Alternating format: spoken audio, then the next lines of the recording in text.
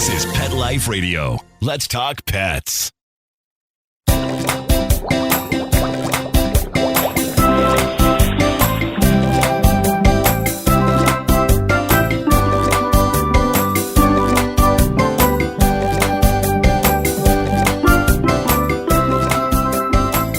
to Aquariumania on Pet Life Radio.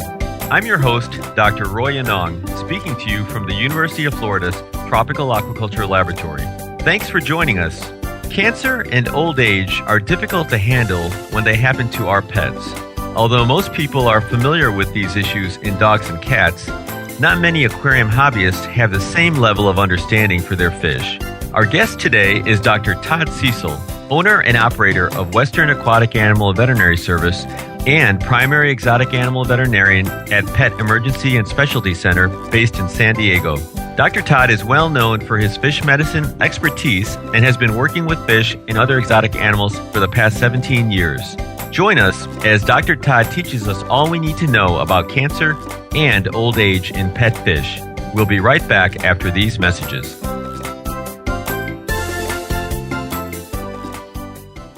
Molly, here's your dinner. Zeus, that's not your food. Don't let that happen to your precious cat. Elevate your cat's eating experience with the Cat Tree Tray. The Cat Tree Tray keeps your cat's food off the floor and conveniently located on the cat tree. It's the perfect way to eat. It's a beautiful wrought iron tray that easily attaches to your cat tree and keeps dogs and other critters out of your cat's dish. A must for multi-pet households. There's a 6-inch tray for large bowls and a 4-inch tray for smaller bowls. Purchase your Cat Tree Tray today. Go right now to cattreetray.com. That's cattreetray.com. CATTREETRAY.com. Let's Talk Pets on PetLifeRadio.com.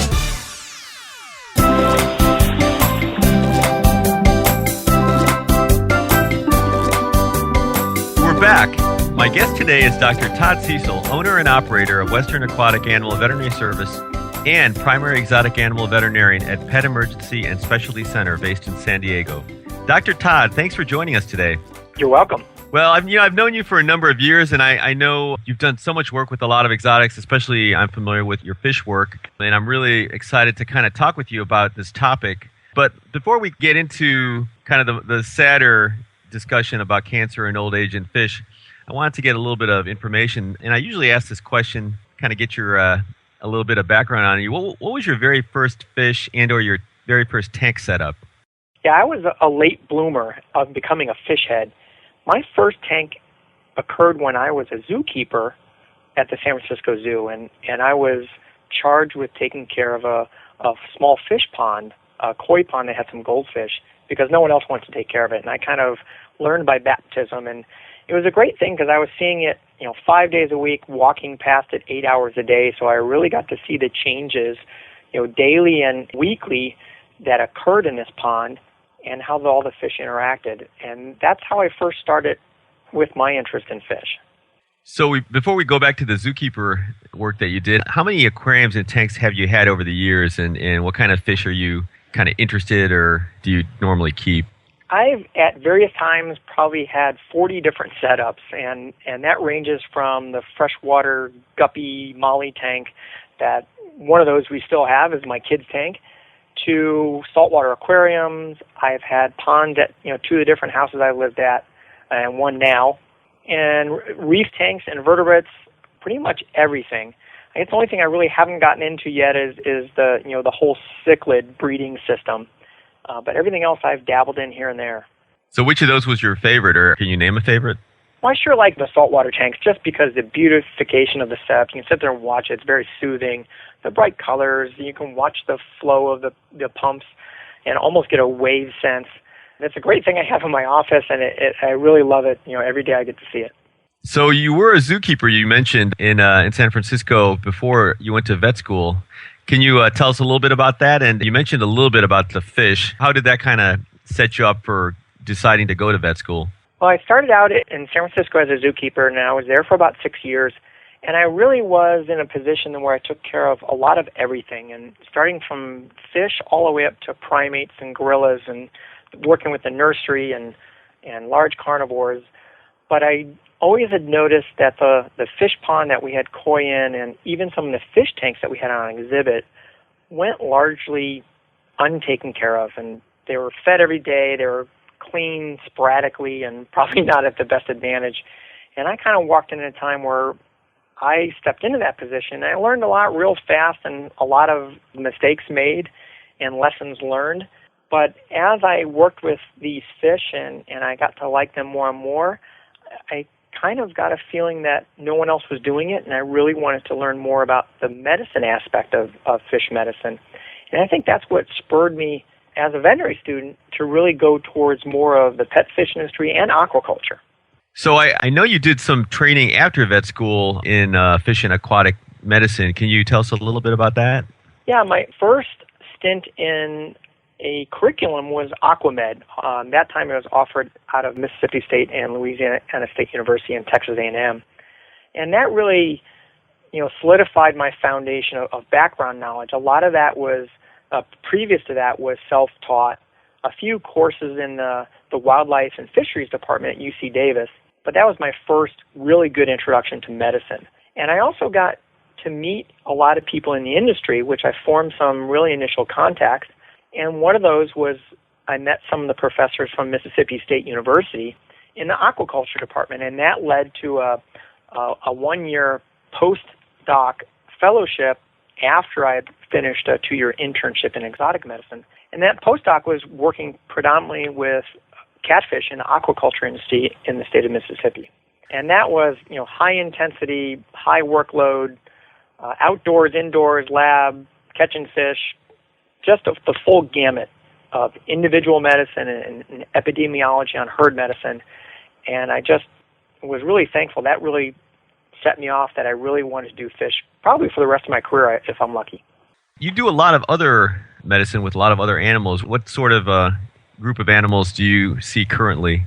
Currently, I work on everything except for dogs, cats, horses, and cows. So I am primarily responsible from fish to amphibians to reptiles, which is snakes, turtles, tortoises, lizards, primates, rabbits, ferrets, sugar gliders. I do a little bit of everything, surgery and medicine. That's definitely a lot that you got to know. So let's get into our topic of today, which was cancer and old age diseases of fish. Now, a listener, I think I mentioned to, unfortunately, had lost her pet goldfish to melanoma, which had spread, and she was real interested in learning more about cancer and kind of gave the idea for this episode. How common is cancer in fish? Well, I believe, at least in my practice, I don't see fish cancer as commonly as I see cancer in other animals. I think it's reported sporadically, and it's still considered pretty rare. But I also wonder if, husbandry-wise, we're not letting these fish grow or live out to their lifelong potentials. And I believe that if we get them to live longer, we're probably going to be seeing more cancers in our elderly fish. Well, that makes sense. So is cancer usually associated with older animals then? I think primarily it is, but we do see some cancers in fish that are thought to be viral-induced. And so some of those viral-induced cancers can appear in younger fish also, similar to the fibromas in freshwater angelfish. We kind of see those in a lot of multiple age groups. Okay, and when you say fibromas, can you kind of describe that for some of the listeners who may not be familiar? A fibroma is, you can kind of think of it as a wart-like growth. Usually they're solitary lesions, pretty firm. I think most people notice them more, at least with the angelfish and some of the other fish that we see, usually around the mouth and the face, because we notice they're having feeding problems, and it's more of a big mass. They're usually fairly easy to remove, but they have a pretty big tendency to regrow. Now, I think you had mentioned to me also something about platy and swordtail hybrids. Can you talk a little bit about some of the cancers in those? Yeah, the platies and the swordfish hybrids, they're a little bit more prone to melanomas, which are benign tumors of melanin-producing cells, melanocytes. And they definitely believe there's a genetic predisposition for those types of fish to develop more of these tumors.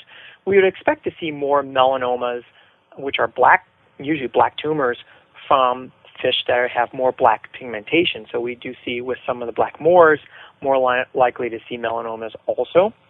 Some of the black pigmented koi get melanomas predominantly also. Now, if you see it on those fish, are these, you said benign, so I'm taking it to mean that you can treat those? Yeah, and in human and veterinary medicine, we try to categorize tumors, neoplasia, as benign or malignant. And with the mammals, most malignant tumors are defined by how well they spread. Well, fish kind of have a different lymphatic system and a vascular system than our mammals do, and they're less likely to spread throughout the system in most cases. We kind of define fish malignancy as being really locally aggressive, and those aren't the most common types of tumors we see. Usually we see a pretty discrete mass, a single mass, and those we believe are going to be more prone to surgical and or chemotherapy treatments. So now tell us a little bit about some of the tumors that you may see in, I guess, koi and goldfish, and maybe a little bit about treatments. Yeah, I think the predominantly tumors we see in our more commonly kept species of pond and large aquarium fish, so the goldfish and the koi, are things like fibromas and melanomas and papillomas. And papillomas is kind of like a warty growth. The melanomas generally come out of black pigmented cells, and the fibromas often come out of what are called mucocutaneous junctions, so around the mouth, maybe around the eyes, around the vent.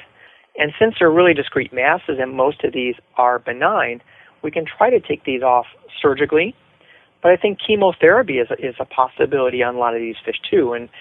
And some of these chemotherapies aren't, intravenous injections. A lot of them aren't, but we can inject the lesion itself with chemotherapy drugs. And I just had a case where we actually did radiation therapy at the pond site on a koi with a melanoma.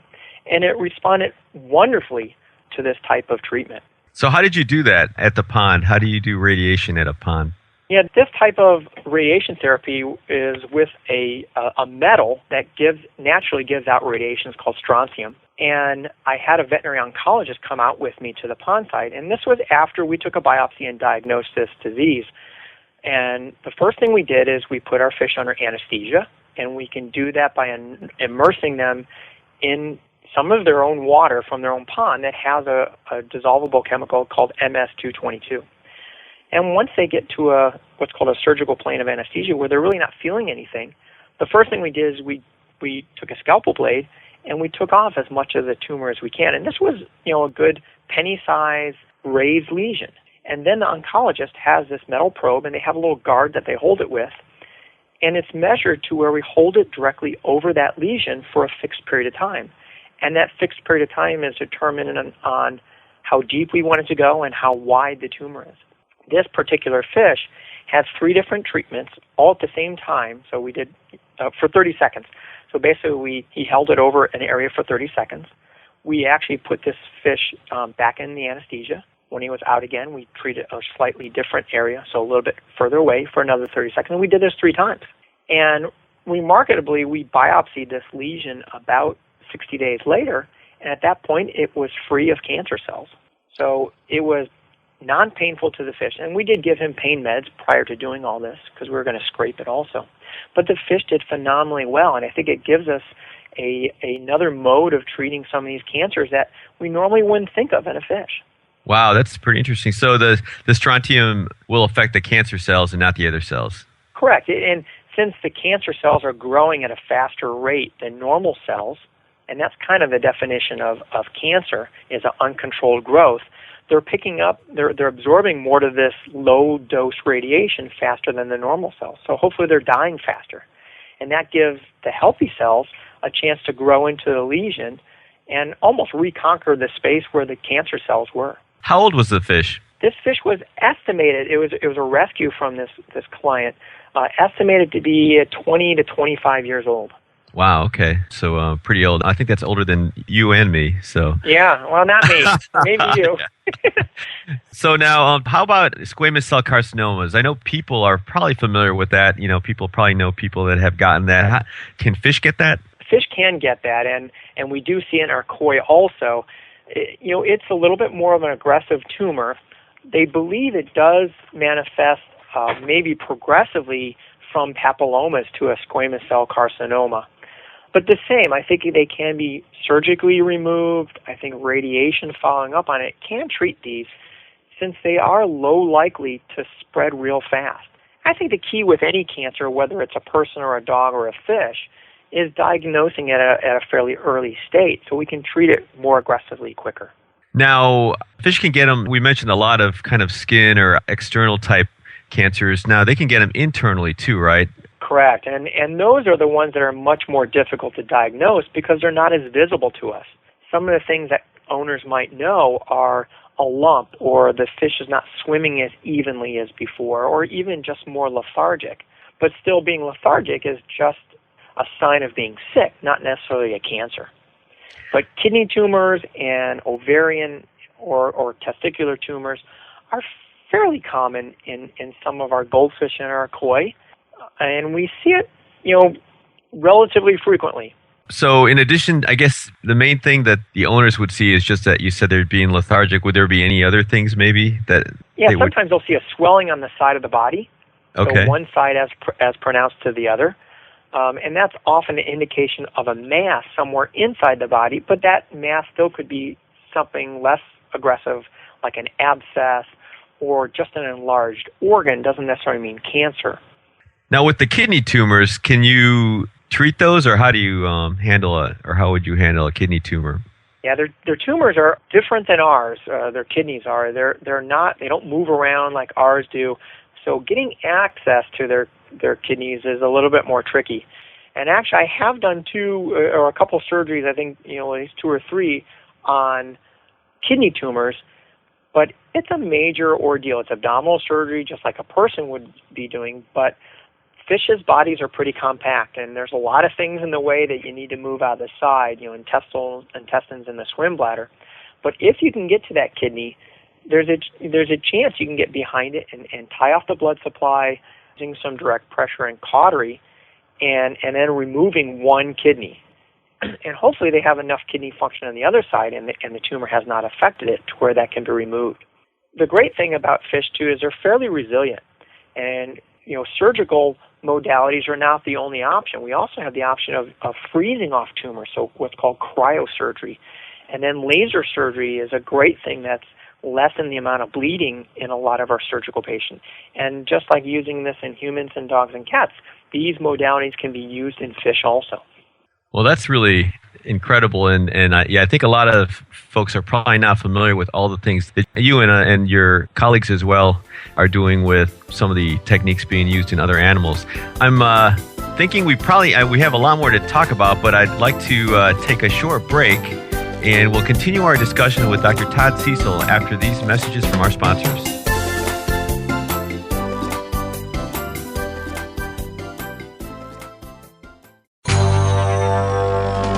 It's DesignerPetSweaters.com. Hand-knitted designer sweaters for your precious pup or cool cat. Beautiful couture patterns for your pets, including custom-knitted formal wear, casual wear, yachting, and even sports-themed. Many designer pet sweaters include feathered tammy hats, top hats, and a lot of sparkle.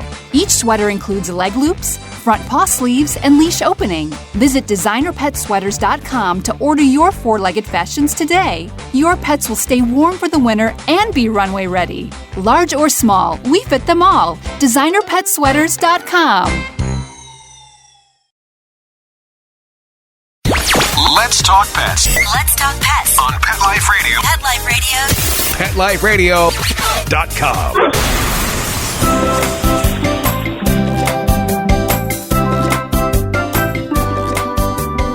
We're back and continuing our conversation with my guest, Dr. Todd Cecil, fish and exotic animal veterinarian. So you mentioned some of the new types of treatments that are being used for cancers, and you mentioned kidney tumors. Now, I know gonadal, or you mentioned ovarian and testicular tumors are common too. How would you handle those? Well, it's the same. It's an abdominal surgery. They're a little bit more accessible than the kidneys are, and it's probably, it is the most common surgery I probably do in our koi. And in light of that, I should say, I maybe get to do 6 to 7 of these a year. The outcome on these is fairly good, but I think it depends on how advanced the tumor is also. because these tumors can do a fair amount of damage internally as they're growing and getting bigger and bigger, pushing on other organs and adhering to things. So the same, if we get these fish in earlier, then we have a better chance of surgically correcting them. And basically we're spaying them just like similar to like we would in a dog, a cat, or a rabbit or anything else.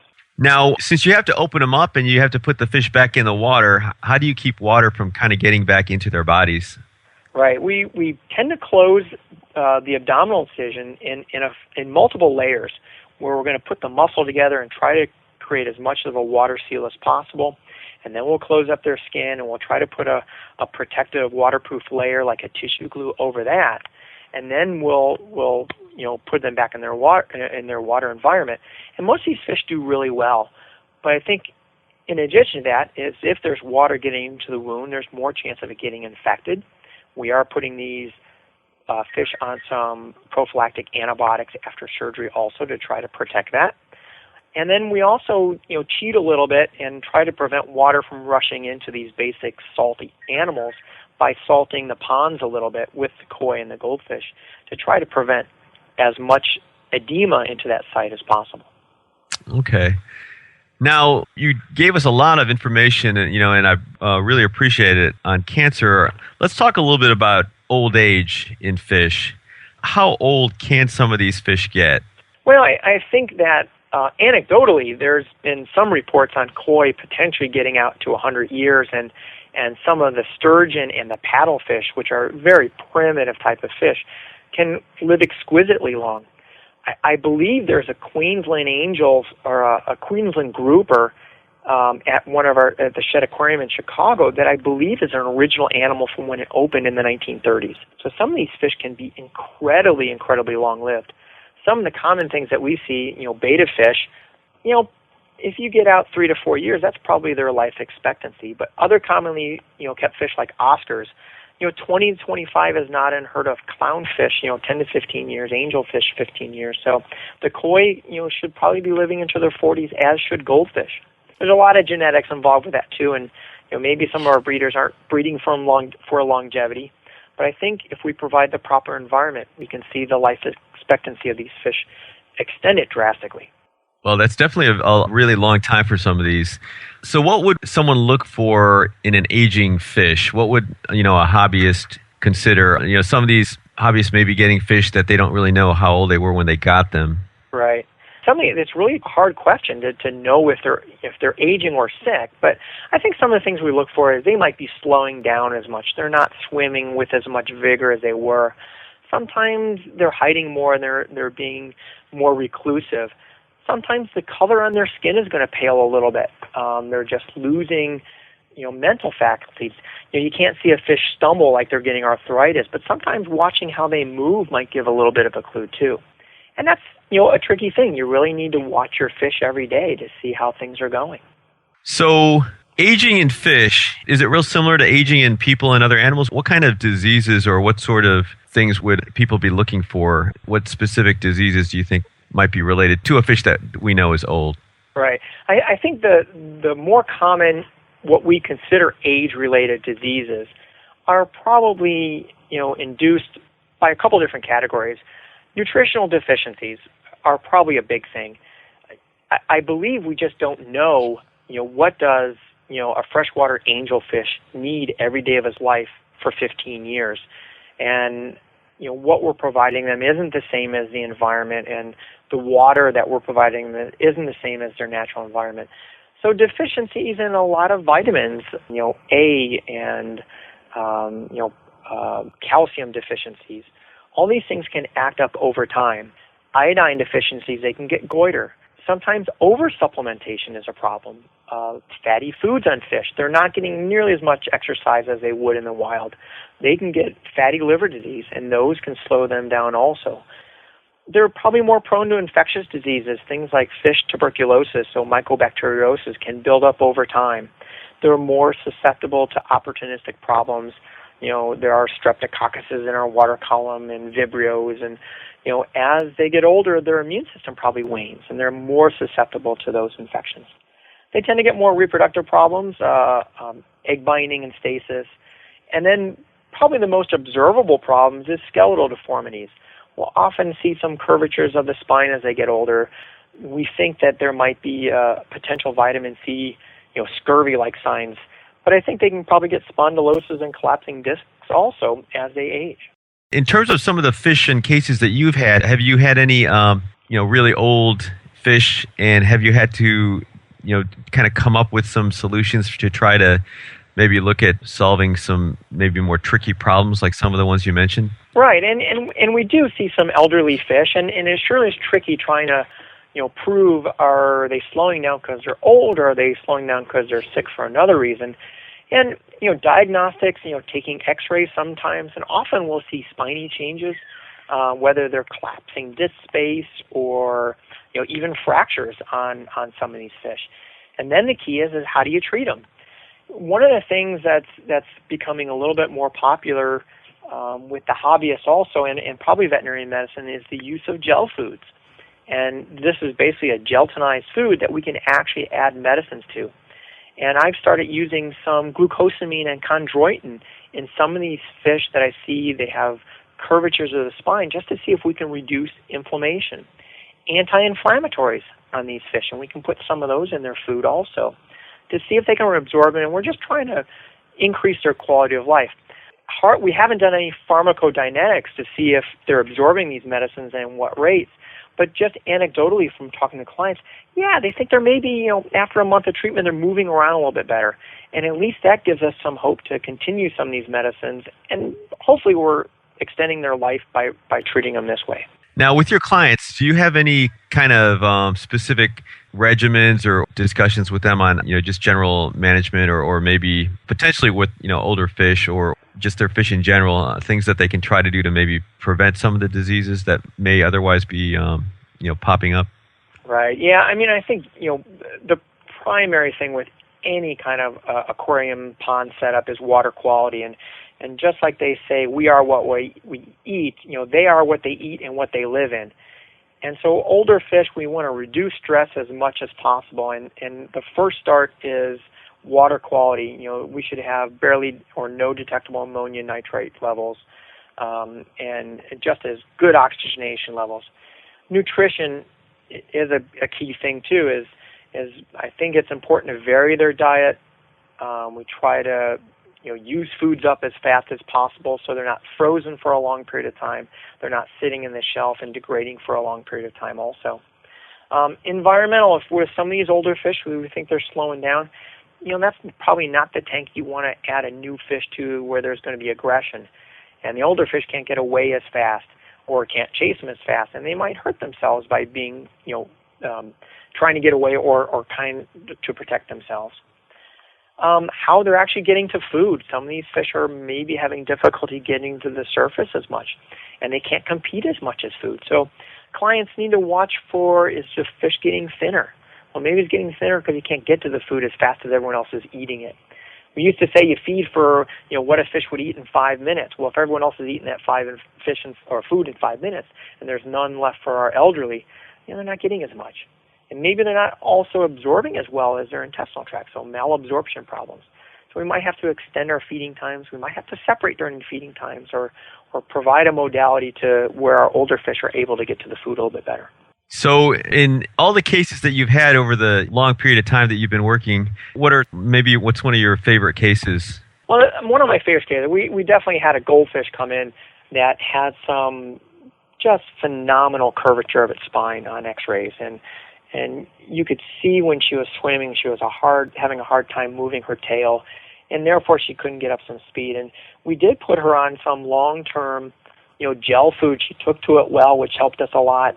And we made it palatable by adding some fish oils to it. But we really upped her dose of offering glucosamine and chondroitin and anti-inflammatories, and then a lot of vitamin C. And this fish just responded greatly. She was swimming around, more active. This used to be a fish that would follow her owner or her caretaker, from one side of the aquarium to the next, just waiting for any kind of attention. And she actually regained a lot of that mobility. Now, her spine never straightened out, but I think she just learned to use it better. So it was a happy outcome from the fish and the owner. So do you think was there some nutritional problem, or what do you think was the cause of that? Definitely had a history of she would buy one, the biggest thing of food she could get, and might take her a year to go through it. It wasn't being refrigerated. I think just vitamin C degraded over time. I believe that, different manufacturers add different levels of vitamin C and everything else, and I'm a firm believer of buying, at least leapfrogging different brands as you're going through and using a month and get rid of the rest of it and buy new, and supplementing with vitamin C just as oranges and grapefruit, which a lot of these fish love, the koi and goldfish, can just try to prevent these problems as opposed to trying to cure it afterwards. Well, that's definitely good advice. Now, there was actually one more thing I know we had discussed about. You mentioned kind of eye disease as potentially something that you might see as well. We do see some cataract changes in fish as they age. Some of these fish there's a parasitic problem that causes the eye capsule to be damaged, and then fluid leaks and they get cataracts. But there are other fish that don't have this problem, and we believe it's age-related, probably like people and dogs, that capsule around the lens probably breaks down over time and it gets old, and an influx of fluid can cause this cataract.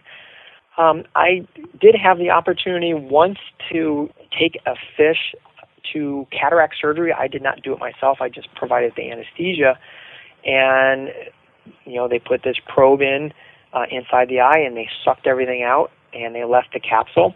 And this fish did recovered remarkably well from the anesthesia of the surgery, but he had clear vision, probably provided vision for about 3 or 4 months until, unfortunately, it clouded up again. But I think that, cataract surgery in fish is in its infancy also, and I think as we get ophthalmologists with more experience doing it, with us fish veterinarians providing, the means of anesthesia, I think that knowledge is going to grow better too, and maybe we can cure some of these cataracts in fish more long-term than the short-term we just had. Well, that definitely fascinating, and there's so much more being done now, and that can be done, especially with some of these older fish, and with clients that are willing and able to really do what they can to support them. So unfortunately, we're out of time, and I really want to thank our guest, Dr. Todd Cecil, and also our producer, Mark Winter, for making this show possible. Dr. Todd, thank you very much again. Did you have any final thoughts for our listeners? Well, I think that my thought would be is if you would like to, find a veterinarian, there are definitely sources to find an aquatic veterinarian for fish. And I like to tell my clients is, we have the means and the methods to do almost anything in a fish that we can do in a dog and a cat. So we shouldn't be hindered by, well, it's not possible, because it really is. So if you find a good veterinarian that's willing to help you along, we can go a long way. Well, thank you very much again. I encourage all of you to visit my Aquariumania blog on Pet Life Radio. Also, if you have any questions, comments, or ideas for a show, email me at DrRoy, that's DrRoy, at PetLifeRadio.com. DrRoy at PetLifeRadio.com. If you're ever in Florida, please be sure to visit the Aquariumania exhibit at the Florida Aquarium in Tampa. Until next time, please visit your local aquarium stores, buy more fish, keep your tanks and fish healthy, and if you think your fish may have a serious illness, work with a local veterinarian who sees fish and help you out. Let's Talk Pets, every week on demand, only on PetLifeRadio.com.